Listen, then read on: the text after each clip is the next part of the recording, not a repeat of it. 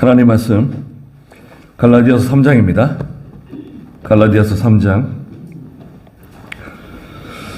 19절 말씀부터 말씀 보겠습니다. 갈라디아서 3장 19절.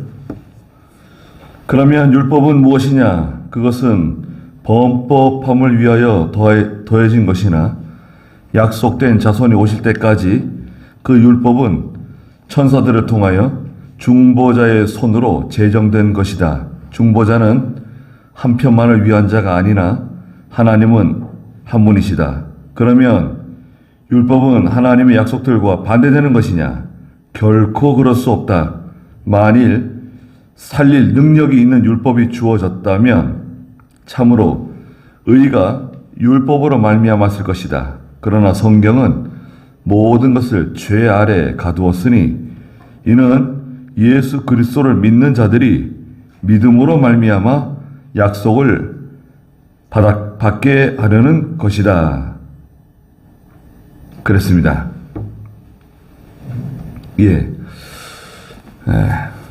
율법의 용도, 율법은 무엇이냐? 그것은 19절에 있는 것처럼 범법함을 위하여 더해진 것이다. 그랬습니다. 율법은 조건입니다. 율법은 조건적이에요. 행하라는 거죠.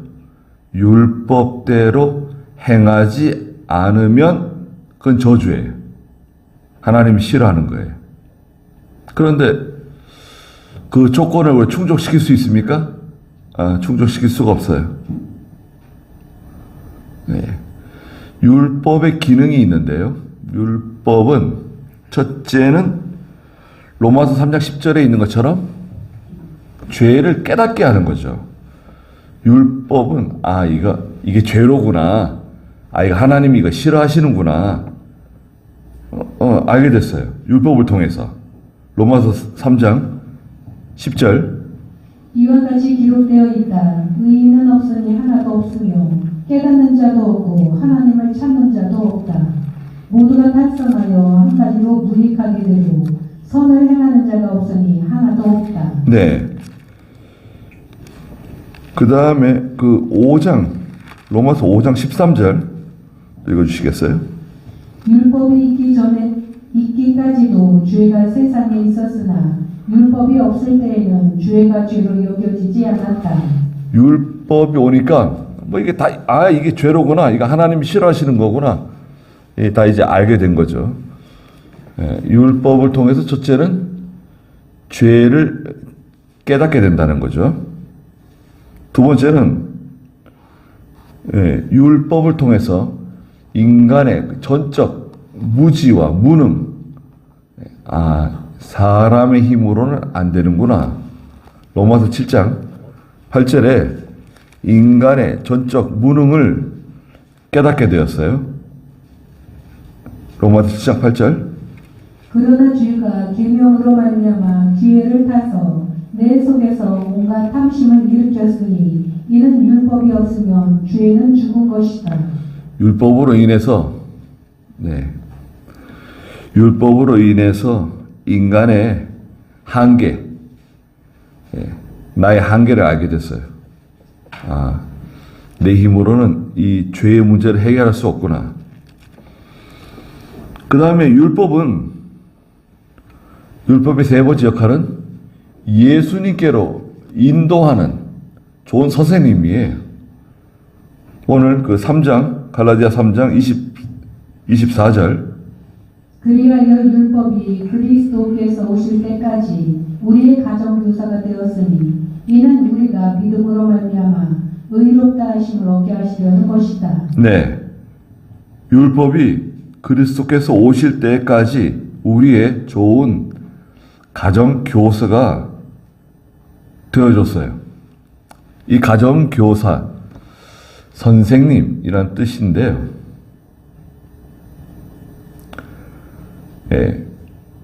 그 부잣집에 아들이 있는데요. 아버지의 모든 그 유산, 재산을 물려받아가지고 이걸 관리하고 다스려 나가야 되는데 아이가 너무 어리고 어리석고 세상 물정을 모르고 교만하고 그렇잖아요. 그러니까 좋은 선생님을 모셔다가요, 아이를 가르치는 겁니다. 집에서 무섭게 아주 그냥 잘 가르칩니다. 그래가지고 아이가 자라서 이제 뭐 한 17, 18, 한 20살 정도 되잖아요. 그러면 어떻게 되는 거죠?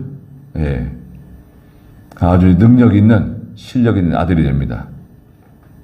모든 것을, 아버지의 것을 잘 맡아서 관리할 수 있는 그런 아들이 돼요. 그 자라나면 그때는 선생님이 필요 없어요. 그때부터는 선생님이 없어도 돼요. 율법은 예수님께로 인도하면 돼. 예수님을 만나게, 예수님께로 인도하는 데까지 역할을 해요. 예수님께로 가면 그때부터는 율법의 역할은 끝나는 거예요. 종결되는 거예요. 좋은 거죠? 이제 율법의 역할이 하나 더 하면 아브라함의 약속하신 유업을 함께 받아요. 율법이 아브라함에게 약속하신 유업을 함께 받게 한다. 요한 1서에 보면 5장 13절에 말씀하셨는데요. 요한 1서 5장 13절. 내가 하나님의 아들의 이름을 믿는 너희에게 이것들을 쓴 것은 너희가 영생을 소유하고 있다는 것을 알게 하려는 것이다. 네. 요한일서 5장 13절에 내가 하나님의 아들의 이름을 믿는 너희에게 이것을 쓴 것은 너희가 영생을 소유하고 있다는 것을 알게 하려는 것이다. 그렇습니다. 하나님께서 아브라함에게 약속하신 유업이 있는데요, 영원한 생명, 또 아브라함에게 약속하신 그 영원한 안식이 있어요. 가나안 안식인데, 영원한 안식, 하나님의 세계에 들어가는 약속을 해주셨습니다. 그래서 율법은 좋은 거예요. 로마서 3장 31절에서도 율법을 절대 폐할 수 없다 그랬어요. 우리는 율법을 폐하는 사람들이 아닙니다. 아, 율법은 필요 없다, 그거 아닙니다. 로마서 3장 31절. 그러면 우리가 믿음으로 말미암아 율법을 폐하겠느냐? 결코 그럴 수 없으니 오히려 율법을 굳게 세운다. 율법을 폐하는 게 아니에요. 율법을 버리는 게 아니에요. 율법은 필요 없다. 신약 시대는 은혜 시대이기 때문에 율법은 쓰레기통에 갖다 버려라. 뭐 순종해야 된다, 믿음을 지켜야 된다, 주의를 지켜야 된다. 아이, 그런 게 어딨냐. 지금 은혜 시대인데 필요 없다. 아니에요, 그렇지 않습니다. 마태복음 5장 17절 19절에서도 예수님께서 말씀하셨어요. 율법의 1.1핵이라도 절대 없어지지 않는다. 없어지지 않습니다. 그러면 오늘 다시 본문에 돌아와서 그 율법은 무엇이냐? 율법은 그 죄를 깨닫게 하기 위해서 우리에게 주신 것이라는 거예요. 그러나 약속된 자손이 오실 때까지, 약속된 자손인 그리스도께서 오실 때까지 그 율법은 천사들을 통하여 중보자의 손으로 제정된 것이다. 천사들을 통해서 중보자가 있었는데 그 중보자의 손을 빌려서 하나님께서 율법을 하나님의 백성들에게 주셨다는 거예요. 그 중보자가 누구냐? 성령이라 그러면 안 되죠. 하나님께서 천사들을 통해서 중보자 되는 사람을 통해서 이스라엘 백성들에게 율법을 주셨는데 그 중보자가 누굽니까? 시내산에서 율법을 받은 모세죠. 모세가 하나님과 이스라엘 백성들 사이에서 율법을 받아가지고 하나님 백성들에게 전달해준 전달자잖아요. 중보자가 된 거죠. 중보자는 모세. 20절에 중보자는 한 편만을 위한 자가 아니나 하나님은 한 분이시다. 중보자는 하나님도 위하고 사람도 위해야 되잖아요. 네. 하나님을 기쁘시게도 해야 되고 또 사람 편에서도 사람을 위해서도 필요한 사람이에요. 모세가 하나님께로부터 그 율법의 두 돌판을 받아가지고 이스라엘 백성들에게 전해준 거죠. 율법이 탁 내려오니까요. 야, 갑자기 죄가 세상에 가득했어요. 그전에 죄가 없었냐? 물론 죄가 있었죠. 율법이 있기 전에도 죄가 있었어요. 가인이 아벨, 자기 동생을 쳐 죽였잖아요. 살인, 죄가 있었죠. 예. 창세기 4장에서는 죄가 문지방 앞에 있다는 거 아니에요.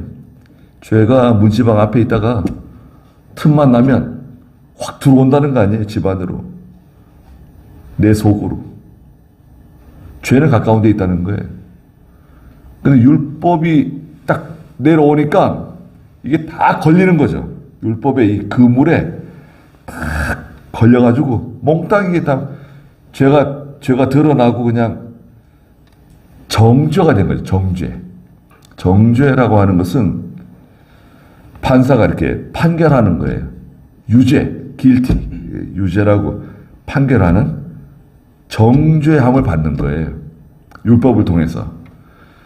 그러니까 다 이게 막 세상에 죄가 그냥 가득 차버린 거예요. 근데 어떻게 해요? 인간의 힘으로는 이 율법의 문제를 해결할 수 없는 인간의 전적 무능, 전적 무지함이 드러난 거죠. 아, 그리스도를 통해서만 해결될 수 있구나. 방법을 제시한 거예요. 21절에 그러면 율법은 하나님의 약속들과 반대되는 것이냐? 아, 그러면 율법은 하나님께서 아브라함에게 약속하셨는데, 언약하셨는데 내 자손을 통해서 구원해 주시겠다는 거 아닙니까? 그럼 율법은 복음하고는 반대되는 건가? 결코 그럴 수 없다. 반대 아니다. 조금 전에 읽었던 로마서 3장 31절에 있는 것처럼 율법을 결코 피할 수가 없다. 동전의 양면이라니까요. 하나예요. 한쪽 면은 율법이고요. 동전의 한쪽 면은 율법. 이쪽에 보면 율법이에요. 근데 반대편에서 보면 복음이에요. 복음과 율법은 하나예요. 율법을 버리면 어떻게 되는 거예요? 복음도 같이 버리는 거예요. 그러면 안 되죠. 여기도 그 말씀 하시는 거예요. 21절 중간에 만일 살릴 수 있는 능력이 있는 율법이 있다. 그렇다고 하면 참으로 의가 율법으로 말미암았을 것이다. 율법으로는 살리지 못해요. 율법은 정죄의 기능이에요. 정죄의 기능. 넌 죄인이야. 그건 죄야. 하나님이 미워하시는 거야. 하면 안 돼. 이건 해야 돼. 하면 안 돼. 이건 해야 돼. 예. 하지 못하면 넌 죄인이야. 예. 그러면 죄인이 안 되려면 어떻게 되는 거예요? 율법의 기준으로 보면 100점이 돼야 돼. 100점. 90점 안 돼요. 95점도 안 돼요. 99점도 안 돼요. 율법의 요구는 100점입니다. 100점이 안 되고 99점이면 어떻게 되죠? 죄인이에요. 100점이 돼야지 의인이에요. 우리는 100% 율법을 충족시킬 수가 없어요. 율법의 요구를 충족시킬 수가 없다. 그래서 하나님의 의가 나타났는데요. 하나님의 의. 하나님의 의는 뭔가요? 하나님의 의는 예수 그리스도죠. 예수 그리스도. 22절에 그러나 성경은 모든 것을 죄 아래 가두었으니 율법 아래 다 가두어졌어요. 이는 예수 그리스도를 믿는 자들이 믿음으로 말미암아 약속을 받게 하려는 것이다. 약속? 이 약속은 무슨 약속이죠? 아브라함에게 하셨던 약속입니다. 아브라함에게 하셨던 약속. 내 자손들이 아니라 내 자손을 통해서 구원하겠다는 거죠. 그 자손은 인간, 이삭이나 야곱이나 야곱의 12아들을 가리키는 게 아니라 이 아브라함의 그 자손은 누구죠? 바로 그리스도를 가리킨다 그랬죠. 16장 마지막에 있는 것처럼 이분이 바로 그리스도시다. 아브라함의 자손이라고 하는 그 자손이 바로 예수 그리스도, 메시아다. 율법은 무거운 짐이에요. 무거운 짐. 율법을 우리가 해결할 수도 없고 율법의 이 요구를 충족시킬 수 없어요. 그런데 하나님께서 길을 열어주신 거죠. 율법을 지키려고 하지 마라. 지켜서 구원받을 수 없다. 해결되지 않는다. 예수 그리스도만 믿으면, 그리스도를 영접하기만 하면 율법의 요구를 충족시켜요. 예수 믿기만 하면, 예수 그리스도를 옷 입기만 하면 하나님의 의가 입혀지고 의인이 되고 아브라함의 후손, 아브라함의 약속 다 받는 거예요. 믿음으로 말미암아 약속을 받게 하려는 것이다. 23절에 믿음이 오기 전에, 자, 믿음이 오기 전에, 언제? 예수 믿기 전에, 믿음이 오기 전에는, 예수 믿기 전에는 우리가 율법 아래 매여 있었어요. 예수 믿기 전에는 다 율법 아래 있는 겁니다. 여러분, 예수 안 믿는 사람들 있잖아요. 교회 밖에 있는 사람들. 그 사람들은 다 율법 아래 매여 있는 거예요. 그럼 어떻게 되는 거죠? 다 정죄 받는 거예요. 다 정죄를 받잖아요. 정죄는 심판이에요. 정죄는 심판이잖아요. 유죄 판결을 받았는데, 여러분, 법원에서 유죄 판결을 받았는데, 감옥에 가는 거 아닙니까? 벌 받아야 되는 거 아닙니까?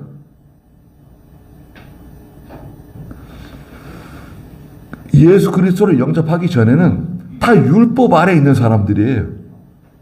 율법에 다 정죄 아래 있는 사람들이에요. 해결이 안 돼요.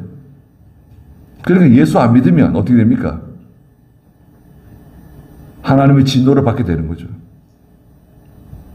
피할 수 없어요. 이미 세상 떠나신 분들, 이미 세상 떠난 분들은 우리가 어떻게 할 도리가 없어요. 그러나 지금 살아있는 사람들 중에, 내가 아는 사람들 중에 예수 믿지 않은 사람들에게 예수 믿으라고 말해줘야죠. 교회 나가라고 말해줘야죠. 예수 믿으라고 그러고, 교회 나가라고 그러고, 하나님 섬기라고 그러고 말해줘야 됩니다. 믿음이 오기 전에는 우리가 율법 아래 매였으며 장차 계시될 믿음의 때까지 갇혀 있었다.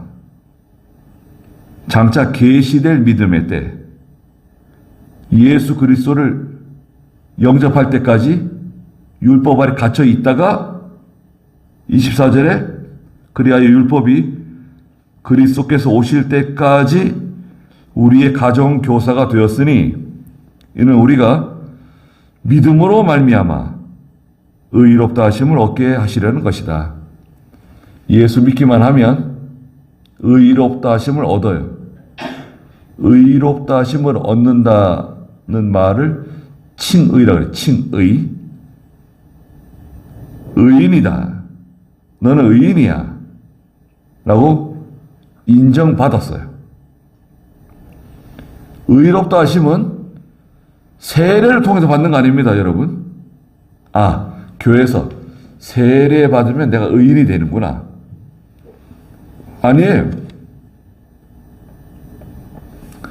예배당에 나오면 의인 되는구나. 예배당에 나오는 거 아니에요. 예배당에 나와서 의인 되는 거 아닙니다.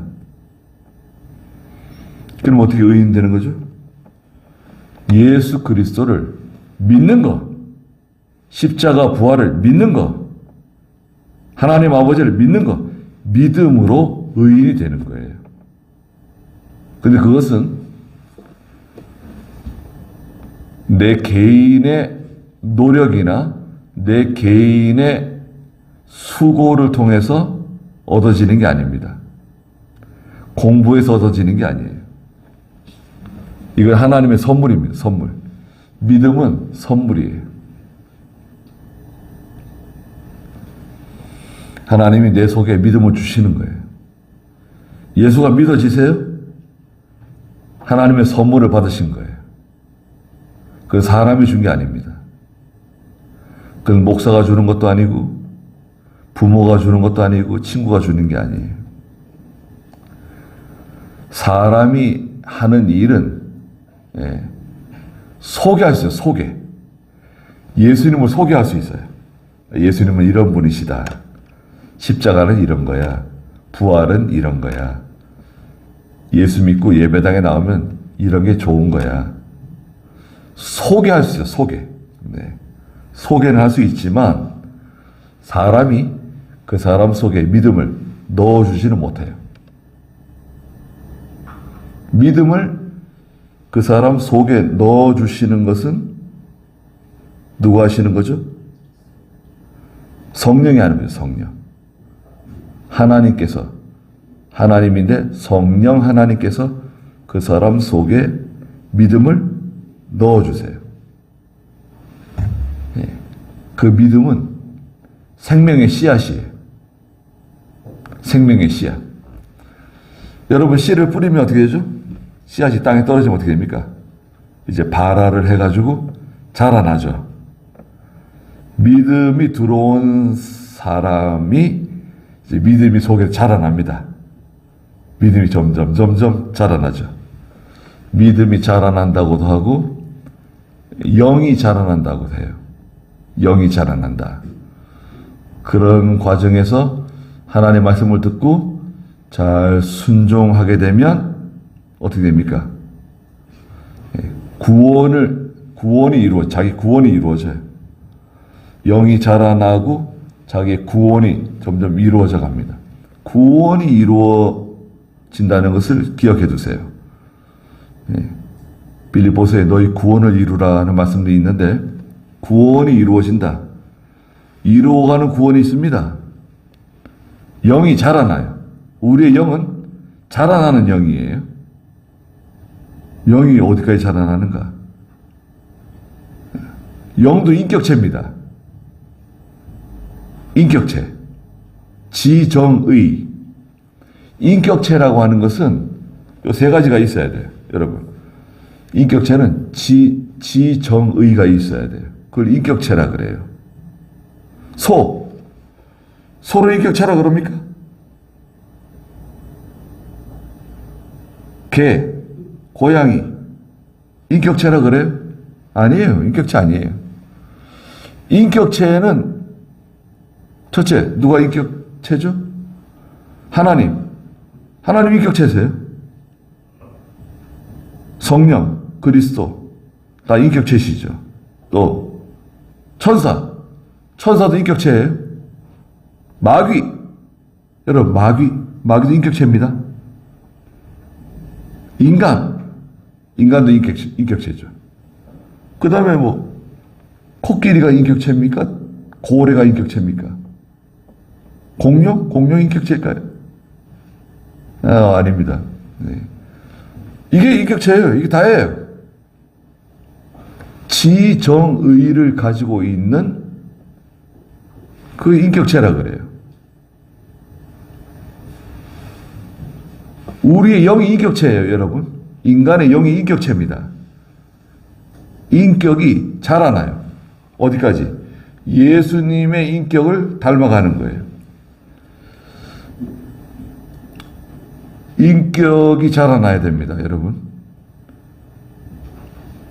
예수 믿었잖아요. 그래서 우리 말하는 것이나 행동하는 것이나 모든 것이 자라나야 돼요. 변해야 돼요. 작년보다 올해가 변해야 되고 또 올해보다 내년이 변해야 되고 점점 우리가 예수님의 인격을 닮아가는 거룩한 인격의 소유자들이 되어야 돼요. 죄에서 점점 멀어지고 죄 이기지 못하던 끊지 못하던 죄를 이기고 죄를 끊고 점점 예수님을 닮아가셔야 돼요. 그것을 이제 다른 말로 성화라 그러죠. 성화. 성화 들어보셨어요? 예. 성화. 예수님의 인격을 닮아가는 과정, 성화. 성화를 힘입는다. 성화가 된다. 22절, 23절에 보니까 믿음이 오기 전에, 예수 믿기 전이라 그랬죠. 우리가 율법 아래 매였으며 장차 계시될 믿음의 때까지 갇혀 있었다. 그리하여 율법이 그리스도께서 오실 때까지 우리의 가정 교사가 되었었는데 이제 예수님을 만났잖아요. 예수 믿었잖아요. 이는 우리가 믿음으로 말미암아 의롭다 하심을 얻게 하시라는 것이다. 예수 믿고 의인이 되었어요. 그러나 25절에 이제 믿음이 왔으므로 자 예수 믿었어요. 믿음이 왔어요. 자 이제 믿음이 왔는데 우리는 더 이상 이제 가정교사인 율법 아래 있지 않다. 믿음이 왔잖아요. 이제 율법 아래 있는 사람이 아닙니다. 그럼 율법 위에 있냐? 법은요. 법이 있는데 맨 밑에 있는 법이 있어요. 맨 밑에 있는 법. 맨 최하위 법. 최하위 법은 뭐냐면 이 세상 법이에요. 육법전서에 나오는 성문법. 형법이니 민법이니 상법이니 그 법 있잖아요. 문자로 기록되어져 있는 법이 제일 하위법이에요. 제일 하위법. 이 세상 법 위에 있는 법이 있어요. 그 성문법 위에 있는 법을 도덕법이라 그래요. 도덕법, 양심의 법, 또 관습법이라 그래요. 문자로 기록되어져 있지는 않지만 사람들 사이에서 지켜지는 도덕적인, 관습적인, 전통적인 법이 있어요. 아랫사람이 윗사람을 존경한다든지, 자녀가 부모를 공경한다든지, 또 불쌍한 사람들을 측은히 여기고 동정한다든지, 그런 도덕적인, 윤리적인 법들이 있잖아요. 그 위에, 도덕법과 이 관습법 위에 인간의 양심이 있네요. 인간의 양심. 인간의 양심. 이 양심은 믿지 않는 불신자의 양심이에요. 불신자의 양심. 불신자의 양심도 상당히 높아요. 세상 법이 있고 도덕법, 관습법 위에 불신자의 양심이 있어요. 너는 양심대로 사는 사람이야. 불신자의 양심. 성경에서 불신자의 양심을 화인 맞은 양심이라 그랬어요. 야고보서 1장에 보면 화인 맞은 디모데서 1장인가요? 화인 맞은 양심. 화인 맞은 양심은 무슨 말이냐면 여러분 쇠꼬챙이를 불에다가 달고 가지고 이 살을 찢었어요. 얼마나 끔찍합니까? 쇠꼬챙이 불에 달고 가지고 살을 찢었어요. 그러면 이 살이 신경세포가 다 죽어가지고 예? 예, 살이 감각이 둔해지잖아요. 화인 맞은 양심이라고 하는 것은 감각이 둔해진 양심, 발 뒤꿈치 같은 양심을 가리켜요. 무감각한 양심을 말합니다. 이 세상 사람들이 가지고 있는 양심을 하나님은 그렇게 생각하세요. 감각 없는 양심, 무감각한 양심. 그 세상 사람들의 양심의 법 위에 있는 법이 있어요. 무슨 법일까요? 성도의 양심이에요. 성도의 양심. 성도의 양심도 여러분 굉장히 날카롭습니다. 예수 믿는 사람의 양심 날카로워요. 신앙 양심 쓰라 그러잖아요. 디모데전서 1장 19절에 어떤 사람이 이 양심을 버렸고 믿음에 관해서는 파선했다. 성도의 양심은 선한 양심이라 그러죠. 불신자의 양심은 화인 맞은 양심, 성도의 양심은 선한 양심. 선한 양심? 선한 양심이 굉장히 날카롭습니다. 얼마나 날카로운가? 면도날보다 더 날카로워요. 양심은 알고 있어요. 너 잘못하는 거야. 네가 잘못한 거야. 그건 네 책임이야. 네가 해야지. 믿음을 써야지. 말해야지. 그 선한 양심. 성도 속에 있는 선한 양심. 성경 어디 몇 장 몇 절 이렇게는 우리가 몰라도 양심을 알고 있어요. 야, 그건 하나님 싫어하시는 거야. 너 하나님 싫어하는 거 왜 하려고 그러는 거야? 하나님 싫어하는 거야. 하나님 미워하시는 거야. 양심이 알고 있어요. 우리 모른 척 하죠. 모른 척 하지만 양심을 알고 있죠. 그 양심, 성도의 양심 위에 있는 법이 있어요. 그게 뭘까요? 하나님 말씀입니다. 하나님 말씀. 성경 말씀. 그렇기 때문에 성도의 양심도 하나님 말씀에 비판받은 양심이어야 돼요. 한번 들어보세요. 성도의 양심도 난 양심대로 한다. 거기 끝이는 게 아니라 성도의 양심도 성경 말씀에 비판받은 양심이어야 된다. 성경 말씀이 위에 있어요. 내 양심보다 위에 있다고요. 하나님 말씀이 뭐라 그러셨냐? 아, 하나님이 이걸 원하시는구나. 아, 내가 잘못 알았네. 난 양심대로 한다고 했지만, 아, 이게 내가 성경대로 하지 못했구나. 이게 하나님의 말씀에 맞지 않는 거구나. 깨달았으면 바로 하면 돼요. 그리고 우리 성경 위에 뭐가 있다고 보냐면, 신령한 영적인 법이 있다고 보는 거죠. 영법이라 그러는데, 영적인 법도 성경과 함께, 하나님 말씀과 함께 이렇게 묶어두는 게 좋아요. 안전합니다. 영법이라 그래가지고 마구잡이를 하는 게 아니에요. 네. 성경 말씀이 제일 위에 있다고 봐야 돼요. 영적인 법도 성경과 함께. 그래서 성경에 비판받아야 돼요. 우리는 다. 이제는 가정교사 아래 있지 않습니다. 율법 아래 있지 않아요. 26절에 너희는 모두 그리스도 예수님 안에서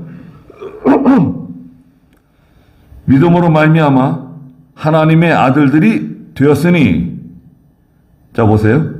너희는 모두 그리스도 예수님 안에서 예수 믿고 믿음으로 말미암아 하나님의 아들들이 되었다. 우리는 다 하나님의 아들들입니다. 남자나 여자나. 마태복음 25장 1절과 2절에 있는 것처럼 하나님의 나라는 시집가고 장가가는 것도 아니고 다 아들들이에요. 여러분, 마태복음 25장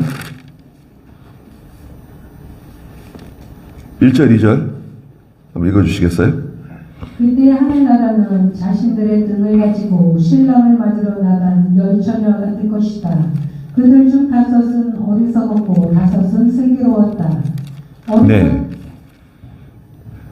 하나님의 나라는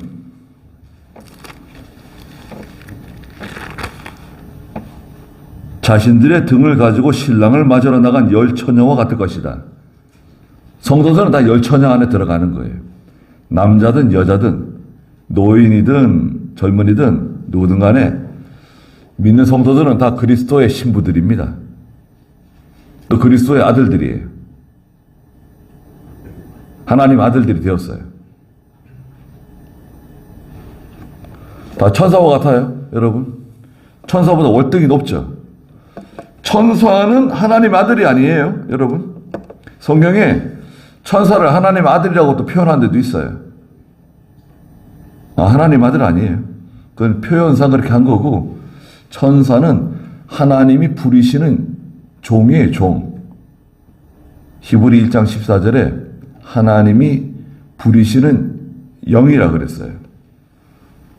하나님 아들 아니에요. 천사는 하나님 아들 아닙니다. 그런데 우리는 뭐예요? 우리는 지금 비록 이 육체에 갇혀 있지만 신분상 하나님 아들들입니다. 얼마나 대단합니까? 하나님 아들이라고요. 하나님의 아들을 건드려요? 하나님의 아들을 손해주고 아프게 하고 그러면 안 되죠. 그 성도는 참 위대한 사람들입니다. 그런데 이제 성도가 하나님의 아들들이 아버지가 무엇을 원하시는지, 아버지가 무엇을 싫어하시는지, 또 아버지가 어떤 분이신지 잘 알지 못하고 너무 이게 철이 없고 너무 이게 무지몽매하고 어리석어가지고 자기 아버지가 어떤 분이신지도 모르고 어떤 유튜브 가끔 보니까 누가 어떤 기자가 뭐 자꾸 그 어떤 검사한테 뭐 물어보니까 그 검사가 미안한데 선생님 소속이 어디냐고 물어보더라고요. 기자한테. 소속이 어디예요? 어디 신문사, 방송사 소속이 어디예요? 물어보니까 대답을 안 해요.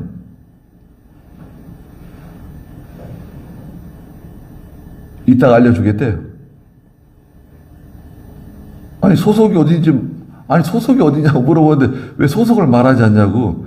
내가 대답할 테니까 소속이 어디세요? 물어보는데 대답 안 해. 자기 아버지 이름도 모르고 자기 집 주소도 모르고 그런 바보 멍텅구리가 기자가 돼가지고 취재를 다니고 자기 소속도 당당하게 말하지 못하는 주제에 무슨 질문을 하고 마이크를 들이밀고 그러니까 그 기자들이 기레기 소리를 듣는 거 아니에요.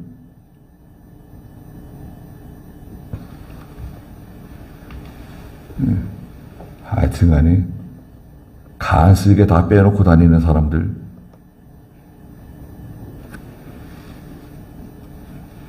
여러분들은 소속이 어디입니까? 나는 용인에 있는 송정교회 다닙니다. 송정교회는 그 교단이 어디입니까?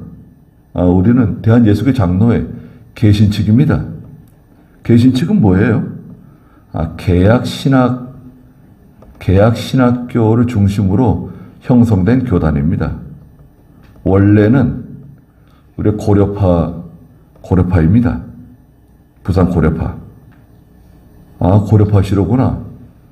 고려파는 뭔가요? 고려파를 또 잘 모르는 분들도 있어요.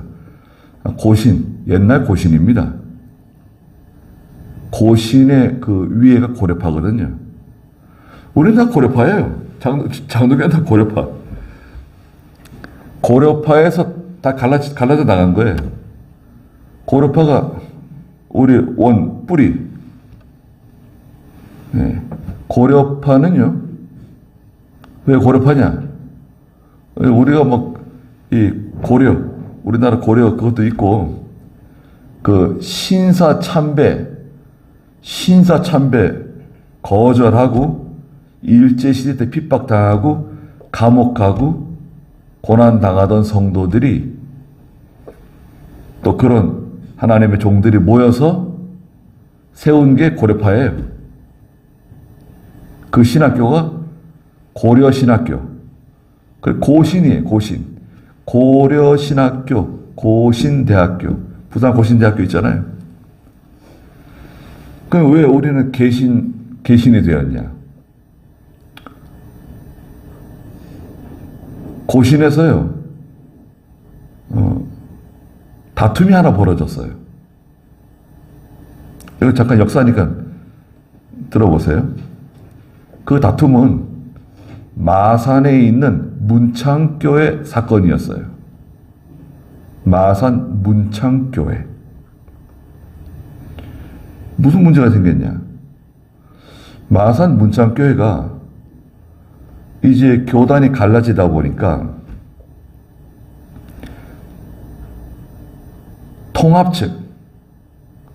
통합측으로 갈라 나갔어요.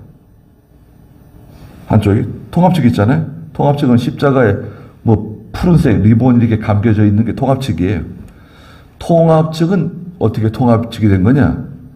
통합측은요, 신사 참배하면서 감옥 안 가고, 여러분, 신사 참배하면서 감옥 안 가고 교인들과 예배 드리면서 교회를 지켰어요. 교회를 지킨 게 아니지 감옥 안 가고 핍박 안 받고 일제시대 때 그런 교회들이에요. 그래서 해방되고 나서 그 신사 참배한 교회와 교역자들에게 회개하라고 그랬더니 우리가 왜 회개를 하냐? 너희들이 회개해야지. 야, 니네들은 믿음 시킨다면서 감옥 가고 예배당 다 빼앗기고 교회들도 못 지키고 그런 주제에 뭘 우리한테 회개하라 그러냐? 우리는 그래도 교회를 지키고 교인들을 지켰다. 우리한테 회개하라 그러지 마라. 이렇게 된 거예요. 같이 갈 수 있어요? 아니, 시사 참배하고 오상 숭배하고 우리가 교회 지켰어. 교인들 지켰어. 니네들은 뭐야? 교회도 못 지키고 감옥 가고 죽고 도망 다니고 그런 주제에 왜 우리한테 회개하라 그래? 이렇게 아주 갈라선 거예요. 그게 통합측. 장신대, 광주 장신대, 서울 광나루 신학교 장신대, 본교가 서울에 있는 장신대, 분교가 여기 광주에 있는 장신대. 이게 통합측. 통합측이 크죠. 10,000교 이상 돼요. 그 다음에 고신에서 또 갈라졌어요. 갈라져 나온 게 이제 합동. 박윤서 목사님이 사당동에다 이제 합동. 총신대학교 세웠죠. 또 총신에서 또 나와가지고 합동신학교 또 수원에다가 세웠죠. 근데 원래는 이게 고려신학교가 이제 하나였어요. 근데 마산 문창교에서 무슨 사건이 벌어졌냐? 예배당과 그 예배당 부지가 통합측 교회가 된 거예요. 이 교회는 통합측 교회. 이 재산상으로는 통합측 교회고 교인들은 고려파예요. 고신측 교회예요. 교인들은 고신측 교회. 이 재산권은 통합측. 그러면 어떻게 된 거냐? 이제 그들 이거 싸우는 거예요. 총회에서 재판해야 된다. 재판해가지고 우리가 이 예배당하고 땅을 찾아와야 된다. 재판하면 안 된다. 성에 재판하지 말라는데 왜 재판하냐? 그걸 주장하신 분이 이 서울에 계신 이병기 목사님, 김현무 목사님 이런 분들이 재판하면 안 된다. 그걸 주장했어요. 거기에 함께 하신 분들이 많아요. 계속 나가서 얘기하는 거예요. 이병기 목사님이 재판하면 안 된다고. 예배당을 설령 빼앗기는 한이 있어도 예배당을 주더라도 통합측한테 주더라도 교인들이 고실직 교인들인데 교회 새로 세우면 되는 거 아니냐? 근데 아니다. 마산문창교회를 빼앗기면 안 된다. 마산문창교회가 그 역사적인 교회예요. 왜냐하면 주기철 목사님이 그 마산문창교회에 계셨어요. 주기철 목사님이 마산문창교회 심무하시다가 평양 산정교회에서 장로가 내려가가지고 주기철 목사님 네 분을 모시고 평양 산정교회로 모시고 간 거예요. 삼고철회 해가지고 제발 좀 가시자고 해가지고 그래서 주기철 목사님이 기차를 타고 사모님과 함께 이제 평양 산정교회로 가셨죠. 그 열차에서 내릴 때 조만식 장로님이 나와가지고 주기철 목사님 가방을 들었어요. 조만식 장로님은 우리 민족 지도자잖아요. 산정교회 장로님이시고 숭실대학교가 나중에 만들어지는데 숭실중학교에서 자기 제자였어요. 주기철 목사님이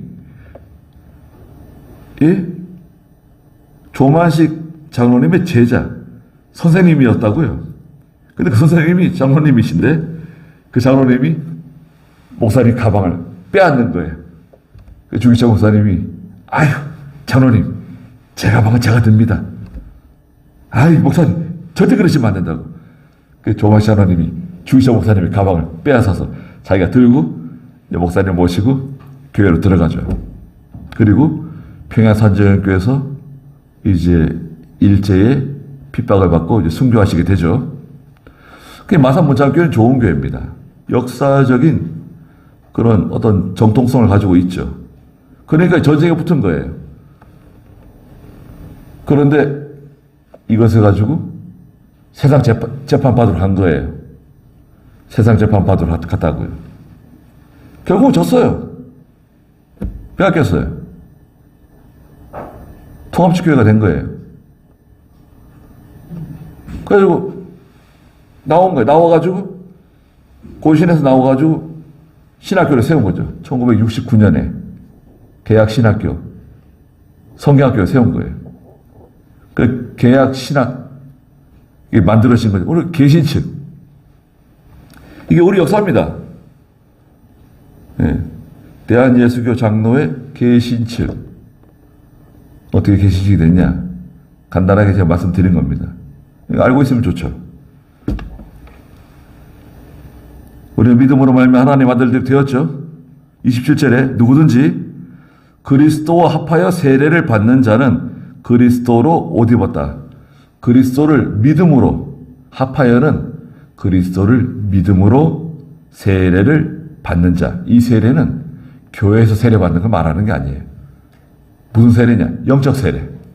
예수 믿을 때 받는 세례, 영적 세례, 성령 세례, 불세례. 이 세례를 말해요. 여러분 예수 믿을 때 세례 받는 거예요. 그 영적 세례. 교회에서 세례 받는 것은 이 사람이 예수 믿는 사람이라는 것을 인정합니다. 라는 인정식이에요. 인정식. 결혼식도 마찬가지잖아요. 진짜 혼인은 뭐예요? 혼인신고. 동사무소 가서 혼인신고하는 게 진짜 결혼이고, 결혼식은 뭐예요? 사람들 앞에서, 우리가 이제 여러분들 앞에서, 많은 증인들 앞에서, 우리가 서로 혼인 예식을 올리고, 부부로 살아가겠습니다. 잘 봐주십시오. 그러니까 이건 인정식, 결혼 인정식이고, 예수 믿을 때 받는 세례가 진짜 세례, 영적 세례. 세례 받은 자는 그리스도로 옷 입었어요. 그리스도로 옷 입었기 때문에 의인이 된 거죠. 유대인이나 헬라인이나 종이나 자유인이나 남자나 여자나 차별 없어요. 유대인이든 이방 사람이든 종이든 주인이든 자유자든 누구든 간에 예수 믿고 하나님의 자녀 되는 것은 차별 없습니다. 누구나 예수 믿기만 하면 돼요. 우리 한국 사람은 예수 믿고 하나님 자녀 된 거 아닙니까? 너희는 모두 그리스도 예수님 안에서 하나다. 너희가 그리스도께 속한 자면, 예수 믿고 그리스도께 속한 사람이라면 아브라함의 자손이다. 또 약속에 의한 상속자다.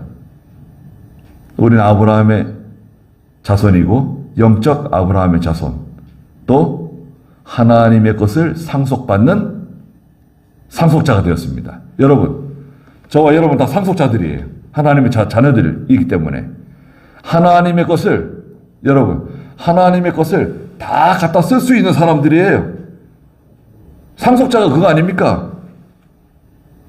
부잣집에 상속자가 있어요. 그 상속자는 아버지의 것을 다 갖다 쓸 수 있는 사람 아닙니까? 저와 여러분도, 우리는 하나님의 것을 다 갖다 쓸 수 있는 사람들이에요.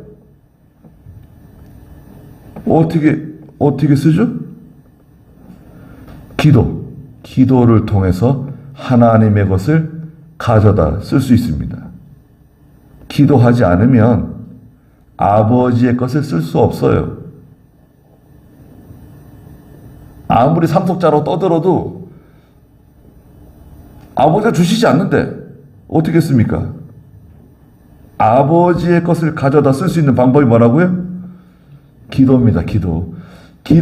기도해야 하나님의 금고에 있는, 하나님의 창고에 있는 것을 내가 끄집어낼 수 있어요. 금고 속에 있는 것을 가져다 쓸 수 있어요. 기도해야. 그러니 기도가 얼마나 좋은 겁니까?